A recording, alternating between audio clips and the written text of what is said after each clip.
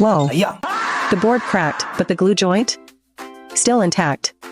That's the strength of a CNHF high-frequency edge gluer. While my competitors are drowning in warranty claims, my wood splinters before the seam ever gives. Load it, hit start, wait 3 to 5 minutes, out comes a perfectly flat, rock-solid panel. From 3mm thin stock all the way up to 240mm heavy slabs, softwood or hardwood, every single board comes out this tough. Every single one can handle a brutal strength test. DM me for the full details.